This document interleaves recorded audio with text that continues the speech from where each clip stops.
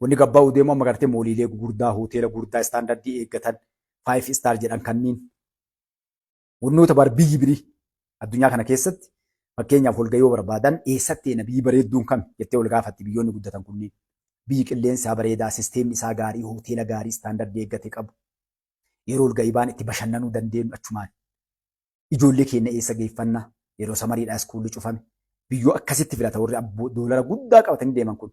Warri akkasii sun dhufaniiti siree takka akkam duratti isiniin jedhu obboleessi kiyya doolara 3,000 barmana akkasiisan gaafadhee jennaan ka 10,000 jira naan jedhe san 10,000 dhufanii mana 2,000 kireessan kana gaafa 20,000 namni kireeffattuu dhufu jira jechuudha.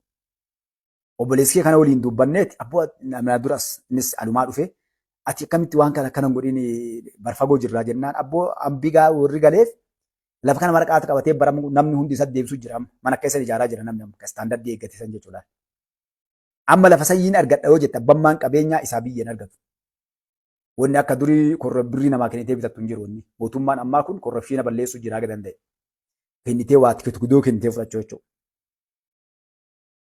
Boruu ni fuudha yoo jettee bakka irraa fuutu biiliyoona qabaattee bakka irraa fuutan jiru. Maaliif wanni hundi sisteema seenaa jira. Mootummaan gadhiisuu ni akka fedhetti amma namnummaan argee birrii olii kennee gadhiisuu osoo hin taane nama dalagachuu danda'u, nama qabeenya qabu, wal dorgomsiisee nama waan gaarii irra dalaguu danda'u. Ka waan guddaa dalagee nama hundaa hojii qabsiisu hedduu. Nama tokko ufune wama xiqqoo takka mana silaa fooqiin 50 yookaan 100 irra ijaaramu irratti fooqii 20 ijaaree yoo irra taa'u ittiin kennu mootummaan duratti. Naa ka 100 ijaaru sanii kenna jechuudha fooqii 100. Maaliif fooqii 100 ijaare sanitti namni fooqii san gubbaa dalagullee kuma agasii jechuudha. Smaartii mootummaan kun uummataa yaaduu amma namni gadiin yaadudha. Amma namoonni hedduun bakka manaa gaafatanii moolii ijaarraa, fooqii ijaarraa waan akkanaa investimentii irra kana godhanii dhaqaniiti. Dhaabanii isaan chaayinaa irraa waggaa 5 lafaa dhagaa xiqqoo takka feerroo dhaabanii gartee uummata isaa manachi irratti jechuudha. Warra akkasitti hin kennu ammaa achi mootummaan. Nama yeroo san gad dhaabee wanni ijaaru sun maal qabaa? Mana jireenyaa ka qabu. Amma mana wayii laalee sitti bittaaf. Maal qabuuf keessaa beektanii? Warri inni beektan as mulaangoo bakka suuqa wannaa boolee dambalas bakka waajjira Oromiyaa fa'oo warra jirtan achumaan. Dhaqee wallaalu keessa maaltu jira? Wanni keessa hin jirre hin jiru. Suuparmaarkeeta of keessaa qaba. Hoteela of keessaa qaba. Buutikii waan adda addaa of keessaa qaba. Mana jireenyaa qaba. Wanni inni keessa hin jirre hin jiru. Warra istaandardii saniin akkasitti ijaaruutti kennan jechuudha. Laalama. Suuparmaarkeetiin dhaabbate sun nama akkuma gamtu keessa dalaga. Suuqni achi keessatti cicciranii kireessan sun, hoteelli achi keessa jiru sun, namni jireenyaaf waliigalatti maal godhaa jira namni tokko mana jireenya isaa keessatti maal fa'aa jira? Waliigalatti ala baatee inni deemtuu bashannanaan malee hin hafaa jira jechuudha. Suuparmaarkeetni waa hunda qabaa. Nyaata kudaara irraa eegalee agartee nyaata biraatti guutuu uffataa maal kan gurguddaa ta'e qaba. So namni tokko mana isaa achumaa gabbu'ee waan hunda argataa jechuudha. Hoteela barbaade shaayii buna keessummaa yoo itti dhufte wanni hundinuu jechuudha. Istaandardii saniin deemaa jiran. Manni jireenyaa amma dalagamaa jiru warree agartan. Deemsifa seenaati ilaalaa wannaa irratti. Maal qaba? Bishaan daakkaa ofii achi keessaa qaba. Oolmaa ijoollee dhadhee kan achi keessaa qaba. Laaybiraarii achi keessaa qaba. Jiimii achi keessaa qaba. Ati mana kee bitatta baraddatti siree tokko, siree lama, siree 3, 4 bitatta. Kaaree 150, kaaree 160, kaaree 190, kaaree 200. Kamanni ciisaa sun waa hunda of keessaa qabu. Bakka mana dalayidduudhaa. Kushiina isin jettan yookaan ammoo bakka waatti bilcheeffatan qabu, siree qabu, waan hunda isaa guuttatee jechuudha. Naannoon sun akka ati waan tokko alan baanii waan biraatti baanii malee akkasitti ijaarama. Appaartimantaan ijaaramaa jiru. Warra akkanaa kanatti wanni isin kaasee maali? Mootummaan kanneen kennaa jechuudha. Kun maaliif akkas godha mootummaan? Namoota mallaqa qaban gurguddaa keessaa fila nama hedduu hojii qabsiisa. Kun ofii achi keessaa suuqa maal kanneen kireeffatee dalaga. Namni suuqa banuu fi hoteela banuu fi suuparmaarkeeta banuu kun nama qaxara jechuudha. Kan amma ala deemtee warri siyaasaa dalanii kijibdutunni namni hojiin arganne yoo jedhan miiliyoona meeqanii himaa jiran. Addunyaan beeku namni haga waggaa 7 kana keessatti seenaa Itoophiyaa keessatti haga waggaa 7 kana namni shaffisaan hojii qabatee beekamoo naan jedhan kijibdu naa jedhu fi namni mormoo jiraata. Maaliif fooqii meeqa ijaarame, mana meeqa ijaarame, suuparmaarkeeta meeqatu ijaarame, suuqa meeqatu ijaarame, reestooraantii meeqatu ijaarame, paarkingii meeqatu ijaarame. Paarkiin kun paarkimmaan bakki amma toona kun hunda nama kee qulqulleessuu irraa eegalee warra achi keessa suuqa banatee waan adda addaa banatee keessa gurguratu qabatee warra bal eeguun qabatee kun hundi nama qaxaramee achi keessa dalagaa jechuudha. Wanni dalagamu guutuun namatu itti qaxarama. Wanna dalagame guutuu namatu keessatti biizinasa isaa banata. Sigalee mee haa jedhani takka haga mootummaa kanatti mootummaan dabre hojii nama qabsiisedhani kijiba. Kijiba jechuudha. Kanaaf akkas inshaallah wanni dalagame laaftuu miti ilmaan Oromoodhaa dhagaa walirra darbachuu dhiifne haa dalagannu isinillee wanni ani isin jechuu barbaadu. Dalagadhaa. Warri waa qabeenya harkaa qabdan Finfinnee kee jirta illee bakka biraa irra finaa. Caarataa jira wanni hedduun dalagee mootummaan caarataan kennaa jira. Waan tokko dhattee birrii xiqqoodhaan galmooftaa galmoofteen duubatti gaafa caarataan si gahee sii bahe kiraa qofa kabaltaa jechuudha keeti wanni sun. Bakka wayii ka dalagaa deemee gaafadhe ijoollee Oromooti. 30,000 kafallaa mana ciisa 3-4 qabu miiliyoona 2 hin binnee jedhan. Amma ciranii bakka meeqa kireessaa jiran tokko murtee jechuudha deebistee kireessite furaadhaan kan gurguranii miiliyoona 3 gurgureedhaan mana san bakkeessaa muranii barjara deebiste. Yoo xiqqaatti miiliyoona meeqa baasuu deeman karaa quban qabu namni walitti himu. Namni keenya qaraa wanni hinaaffaan isa ajjeestee maali? Abbaan qabeenyaa hiyyeessatti himu hiyyeessa abbaa qabeenyaa walitti himan. Nama ana addunyaa kana biyya namaallee deemee arge haga Oromoo nama hizdii walirra wallaahi wanni nu cabneef wal hassadu akka Oromoon agarre. Amma biyya Ameerika faranjii kanatti namu gaasiidhaa kaampaayii dalagaa turre. Uummata Soomaalee kan waliin dannoo rabbi dabarseef.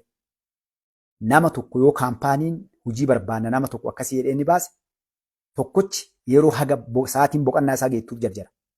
Gabbahee namni meeqa bilbila beektani bakkeen banam tokko barbaadama. Yoo xiqqaatte nama telefoona qabu bilbileen dhiisu bilbilaa walii himaa jedhan. Kenna namni 10,000 bahe yoo jedhan wallaahi Oromoo fi agadan.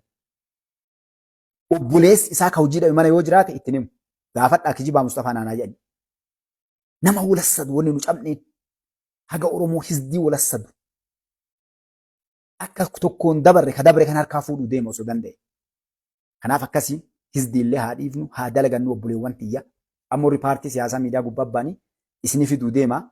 Heenokubaa inni dubbate namni keenyaa haga mootummaa kana irra cabeen beekuudhaan maal argate uummanni keenya abbootii qabeenyaa maal malee yoo ta'e faa jettee dubbattee jechuudha. Haga namni keenya waa argate amma namni argate hin jiru. Haa gabbaa'ii nama mormani.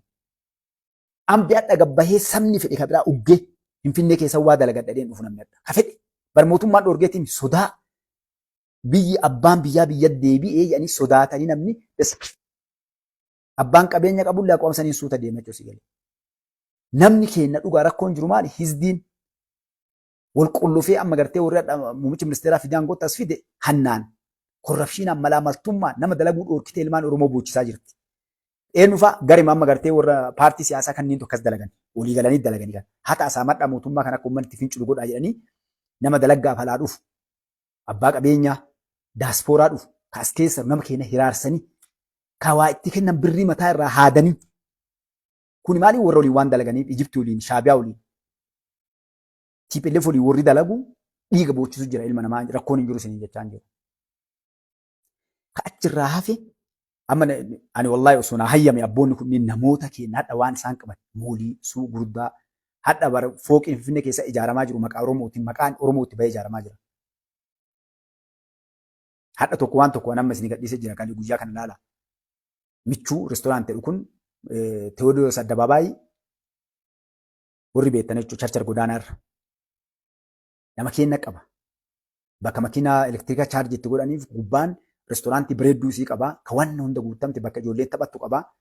Bineensolee adda addaa keessa wanna godhee ajabettan bakka sanam nama keenya qaba. Horiin xiqqi irraan galu horiin xiqqi. Bakka mee qoratte nama keenya qabaadha. Hojii bizinees xiqqaa irraa guddatti namni biraa uggee harkaan kaa'u. Keenya ammoo namni dhufee hin dalagatu. Itti yaa dhaqanii koottaa dalagadhaa jedhanii dhaqanii dalaga deemaa jiru. Afaan hojiituun beeku namni keenya. Ka dura afaan hojii beeku magaalaa beeku ittiin himu. Ijoolleen teennaadha dhuftee oolti beektan. Mee sanbata guddaa isin agarsiisa amma onnaa jennu Adwaa. Wallaahi Oromoo dardarri Oromoon qabu. I think tikkeettatti baasa qabatee kutaa hundarraa dhufan fakkaata. Sabni birii harka 10 yoo ta'e beeku mee guddisaan harka tokko jedhaa sila. Bashannanee keessatti dannasaa uulee sirbaa uulee dhiichisee sirbaa daarsii ka shawaa ka maal dhiichisee bara. Shamaraa dhiiratti walgahii dhiichisee hadha fantashir jedhee barbiyee isaa ta'u nam tokkoon jedhu hin jiru. Kakalee yoon as keessa deemu gartee jecha babbadduu sannuun jedhan gagamaa jazbaa. Ambi hadha karaarraa nu jalaa godhe. Karaa guddaa warri kalee bosoneen karaa gubbaa nama keenya deemuu dhoogitoo karaa gubbaatti mataa qabatee deeman. Nama keenya bakka feete dhaqe kijibaa Mustafaa naan jettaa Finfinnee keessa namoonni dhuftu haala adda addaati. Ani halkan ijoollee Baalee Roobee irraa dhufte isin garseemi. Baalee Roobee irraa dhuftee jirti beektani? Warri beektani. Poostaa bira bakka Miliika hospitaaliin duuba jechuudha. Yookaan ammoo bakka wannaa Mangistuu Hayilemaariyaam karaa lagaan naannoo kana. Naannoo bareeda namni taajirri qofti kee jiraatu namnummaan kutaa dhufe maal kunniin hin jire siree illee naannoo sana hin jirtu. Eessaa dhufan? Bakka siree rakaa isaatii gara birii dhufanii bashannan karaa halkanii karaa gubbaa deemanii jechuudha. Shamarrantu adda deema wallaahi kutaa irraa dhuftee Wallaggaa, Arsii, Baalee, Booranaa, Gujii bakka hundaa dhuftee shamarran ta'een halkan qixxee deemaa bultee galtee. Maaliif gamana deemtu nama keenya afaan Oromoo dubbatan? Wardiyaan balbala eegdu poolis na kijibsiisaa warra Finfinnee keessa sartan Mustafaa kijibduu naan jedhaa poolisa karaa gubbaa deemu akkam jedhiin.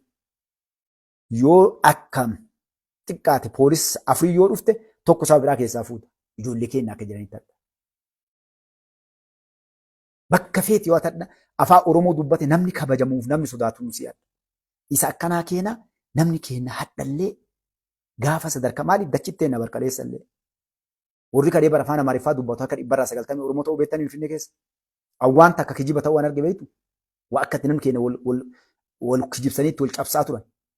Nafxanyaa Finfinnee fudhatee nuyi kijiba kazzaab. Keenyan nafxanyaa ta'e abbaan qabeenyaa guutuun keenyaa jechuudha. Anni ajaa'iba namoota hedduu